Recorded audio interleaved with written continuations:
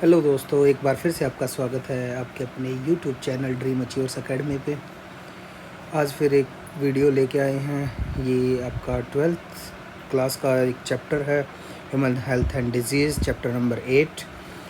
ये जो नोट्स हैं ये आपको हर वे में हेल्पफुल रहेंगे, चाहे आप HBSC CBSC के एग्ज़ाम दे रहे हो या फिर आप कंपटीशन की तैयारी कर रहे हो, जैसे HSSC का CET हो गया या HTET हो गया, CTET हो गया, SSC का कोई भी एग्ज़ाम दे रहे हो तो ये चीज़ें आपके लिए हेल्पफुल रहेगी। या नीट की प्रिपरेशन कर रहे हो, BSc नर्सिंग कर रहे हो, तो ये चीज़ें आपकी बिल्कुल इजी वे में समझाई हुई है और सारी की सारी बातें NCERT बुक से ली गई हैं। तो चैप्टर स्टार्ट करते हैं, human health and disease. Health, सबसे पहले आता है कि हेल्थ क्या होती है। Health is the state of complete physical, mental and social wellbeing. तो हेल्थ क्या होती है भाई? कोई भी व्यक्ति है वो फिजिकली रूप से, मेंटली रूप से और सोशली रूप से बिल्कुल ठीक हो। इन तीनों कंडीशंस का होना ज़रूरी है, उसी को हेल्दी पर्सन्स बोला गया है। हेल्थ के अंदर क्या आता है? एक तो हेल्थ में पर्सनल हाइजीन होना बहुत ज़रूरी है। हेल्थ के अंदर बैलेंस डाइट होनी चाहिए हमारी, जब भी हम हेल्दी रहेंगे। रेगुलर एक्सरसाइज करनी चाहिए, अवेयर रहना चाहिए भाई डिजीज़ से। यूज़ क्लीन ड्रिंकिंग वाटर, और जो हम साफ़ सुथरा पानी पिएं, और इसमें फूड भी आ सकता है कि अच्छा खाना खाएं। पब्लिक हाइजीन की बात करते हैं तो पब्लिक हाइजीन में क्या करेंगे? ये पर्सनल हाइजीन थी। पब्लिक हाइजीन में क्या करेंगे? Have proper disposals of waste. Waste का यूज़ है जो हमारे डिस्पोजल्स का यूज़ करेंगे कि हम यूज़ करके उसको डिस्पोज कर सकते हैं। Control disease vectors. नेक्स्ट आता है आपका डिजीज़। डिजीज़ क्या होती है? डिजीज़ क्या होती है? डिजीज़ में आपका क्या रहेगा?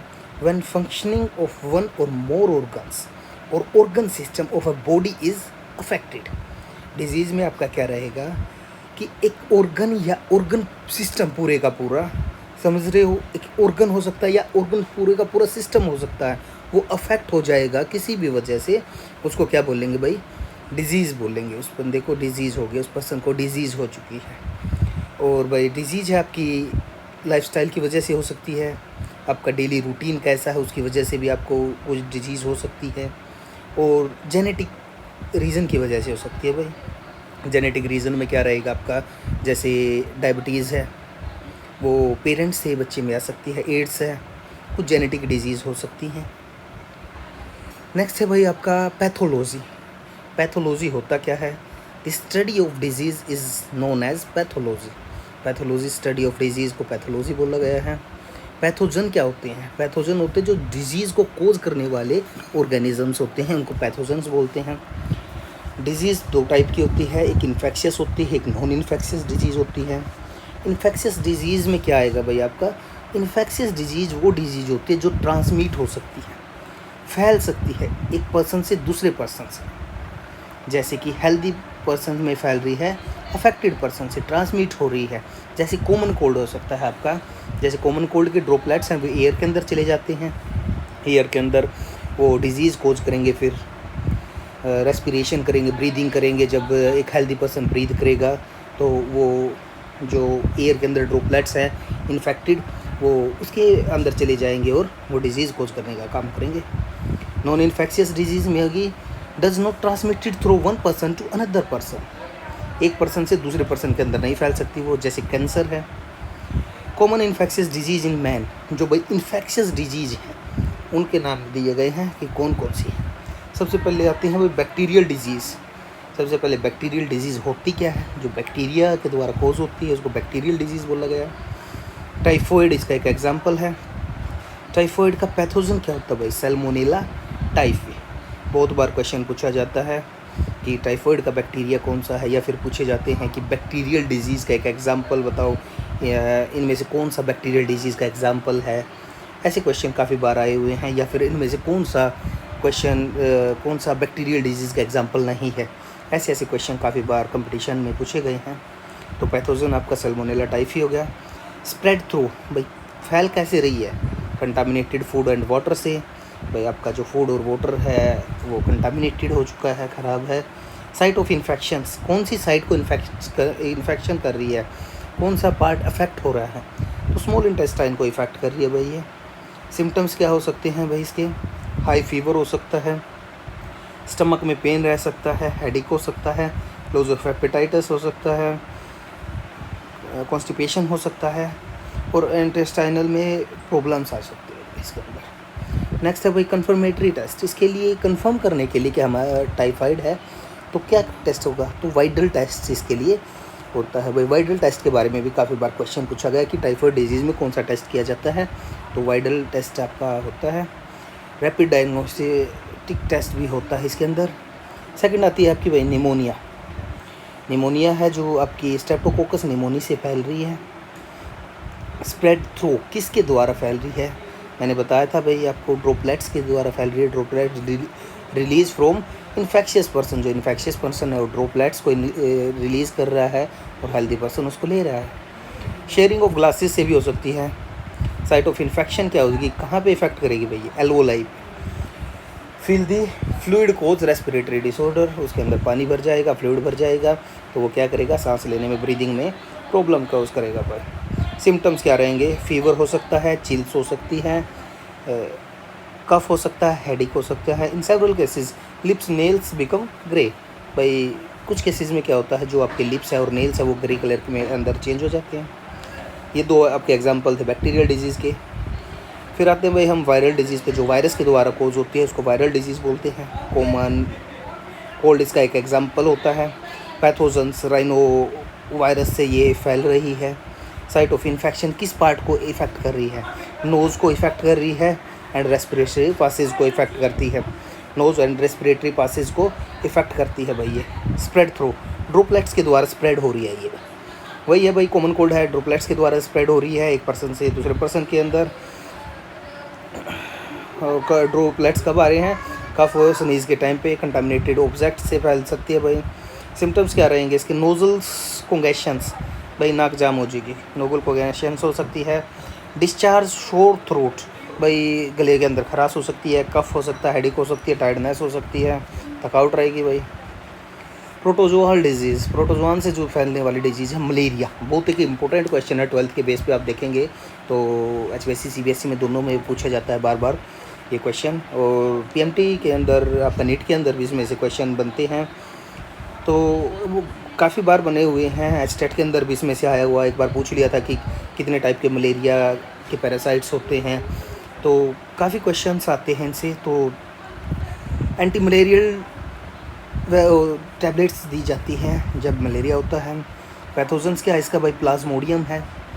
ये प्लाज्मोडियम के 3 टाइप्स होते हैं, वाइवैक्स होता है, फ्लैसीपैरस होता है, मलेरिया होता है, और ये पी है आपका प्लाज्मोडियम के लिए। साइन एंड सिम्टम्स क्या रहेंगे भाई इसके, तो भाई साइन एंड सिम्टम्स में क्या रहेगा, स्लाइट स्लीपनेस है भाई, नींद कम आने लग जाएगी, म्यूकस पेन हो, मस्कुलर पेन होगा, सॉरी मस्कुलर हमारे मसल्स में पेन रहने लग जाएगा। एंड फीलिंग ऑफ चिलनेस, भाई चिलनेस है, ठंड लगने लग जाएगी भाई। Mode of spread transmissions, spread through the bite of female Anopheles mosquito, बहुत बार क्वेश्चन आया भाई किससे फैल रही है, तो कौन सा है, फीमेल एनाफ्लीज मॉस्किटो से फैलने वाली डिजीज़ है। P vivax, P falciparum, P malaria, तो ये इसके तीनों के एग्जांपल है। पी वो जो वाइवैक्स है वो मोस्टली कॉमन है इंडिया के अंदर, सबसे ज़्यादा वाइवैक्स से ही ये फैलने वाली डिजीज़ है। तो इसके अंदर क्या होगा, फीवर होगा आपको, recurrence of fevers after 20 hour every 3rd day, हर तीसरे दिन बुखार चढ़ता रहेगा भाई आपका, और फीवर है वो 20 घंटे के बाद दोबारा से एक बार आएगा, फिर कम हो जाएगा, फिर आएगा, ऐसे चलता रहेगा भाई। प्लाज्मोडियम फैल्सीपैरस में क्या होगा भाई, इसके अंदर सर्टेन पार्ट्स ऑफ इंडिया, कुछ पार्ट्स में इंडिया के ये डिजीज़ फैलाने का काम करता है पैथोजन। फीवर रहेगा 48 हार के बाद आता रहेगा। पी मलेरिया तो इसमें आएगा लेस कॉमन इन इंडिया, बहुत कम है भाई, ये रेयर है, 18 से 72 घंटे के बीच में इसमें फीवर आपको होता है। नेक्स्ट आता है भाई लाइफ साइकिल ऑफ प्लाज्मोडियम, काफ़ी बार क्वेश्चन आया हुआ है ये भी लाइफ साइकिल से प्लाज्मोडियम की। भाई लाइफ साइकिल में 2 होस्ट होते हैं, एक मॉस्किटो होस्ट होता है, एक ह्यूमन होस्ट होता है। When female Anopheles mosquito bite a healthy human being, जब एक मॉस्किटो है हेल्दी ह्यूमन पर्सन्स को बाइट करेगा और अपने स्पोरोजोआट्स को क्या कर देगा, रिलीज़ कर देगा, इन्फेक्शियस कोज कर देगा भाई, मतलब कि ह्यूमन बॉडी के अंदर स्पोरोजोआट्स को रिलीज़ कर दिया। जो आपके स्पोरोजोआट्स थे वो क्या करेंगे, reach in the liver through blood, खून के साथ लीवर्स में पहुंच जाएंगे। लीवर में पहुंचने के बाद वो सेक्सुअली रिप्रोडक्शन करेंगे, लीवर सेल उसके बाद बरस्ट हो जाएगा the cells and releasing into the blood, उसके बाद जो आपके सेल्स थे वो आपके दोबारा से खून में रिलीज़ कर दिए जाएंगे। इसके बाद फिर क्या करेंगे, दोबारा से सेक्सुअली रिप्रोडक्शन करेगा। Parasite reproduce sexually in red blood cells, bursting the red blood cell, burst हो जाएंगे भाई रेड ब्लड सेल के अंदर थे वो, कोजिंग साइकिल ऑफ फीवर। तो ये कोजिंग जो होती है, जो मलेरिया के अंदर बार बार फीवर होता है 1-2 दिन के बाद जो चलता रहता है टर्म, वैसे कॉमनली 3 डेज़ के बाद होता है, तो ये चलते रहता है। तो ये क्या होता है, ये सेल्स बनते हैं फिर बर्स्ट होती है, ये साइकिल चलती रहती है। And other symptoms release parasite infect new red blood cell, दोबारा फिर नए रेड ब्लड सेल को इन्फेक्ट कर देगा। सेक्सुअल स्टेज में गैमेटोसाइट्स बनेंगे, develop in the red blood cell, वो रेड ब्लड सेल के अंदर डेवलप होंगे, फीमेल और मेल। ये गैमेटोसिस्ट है, गलती से लिखा गया भाई, ये female mosquito take up gametocyst with blood meal से ले लेंगे। Fertilisation and development take place in the mosquito guts के अंदर मॉस्किटो के जो आपकी फर्टिलाइजेशन होगी और डेवलपमेंट उसकी होगी। Mature infectious stage sporozoites escape from gut and migrate to the mosquito. भाई जो आपके मैच्योर इन्फेक्टेड स्टेज आ गई है, जो स्पोरोजोआट्स बन जाते हैं, वो क्या करेंगे, बन कर रहे हैं मॉस्किटो के गट्स के अंदर, बट माइग्रेट होंगे फिर वहाँ से, जब वो प्रॉपर बन जाएंगे, जब उनकी प्रॉपर डेवलपमेंट हो जाएगी, जब वो फर्टिलाइज कर लेंगे, डेवलपमेंट कर लेंगे, उसके बाद वो क्या करेंगे, माइग्रेट करेंगे ह्यूमन को दोबारा से डिजीज़ कोज करने के लिए। नेक्स्ट आती है भाई आपकी एमोबाइसिस एंटामोबा हिस्टोलिटिका, इसका पैथोजन रहेगा। साइट ऑफ इन्फेक्शन क्या रहेगी, लार्ज इंटेस्टाइन को इफेक्ट करने वाला है भाई ये। सिम्टम्स कॉन्स्टिपेशन रहेगा, एब्डोमिनल पेन रहेगा,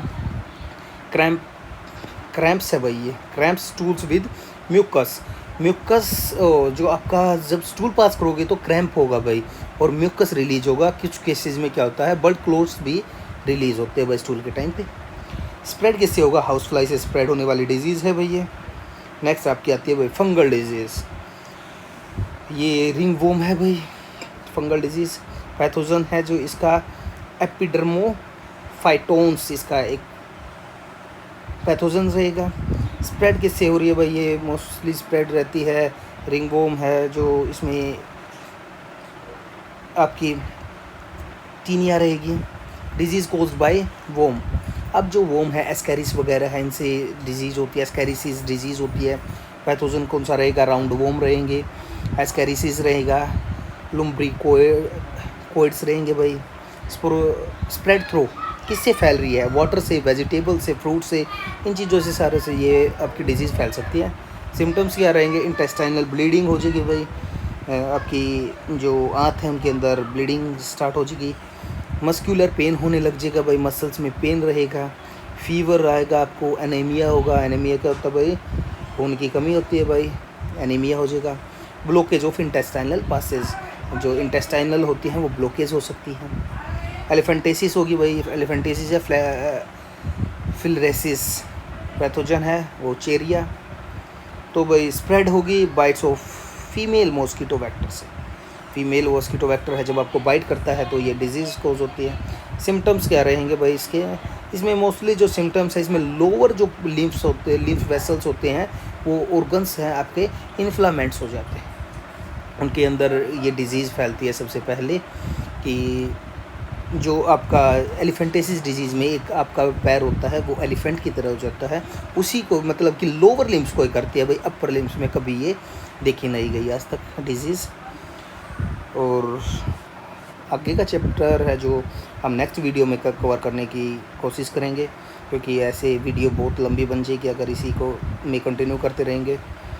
किसी भी बच्चे को कोई भी प्रॉब्लम हो तो आप कमेंट बॉक्स में कमेंट कर दें किसी भी टॉपिक में। अगर किसी को नोट्स प्रोवाइड करवाने हो या किसी को नोट्स चाहिए हैं तो उसके लिए भी आप कमेंट बॉक्स में मैसेज डाल सकते हैं। उसको नोट्स बाई व्हाट्सएप पे या फिर जैसे भी आप बोलोगे वैसे आपको भेज दिए जाएंगे। और इस तरह की हर वीडियो के लिए हमारे चैनल ड्रीम अचीवर्स एकेडमी को सब्सक्राइब करें, बेल आइकन को दबाना ना भूलें। धन्यवाद।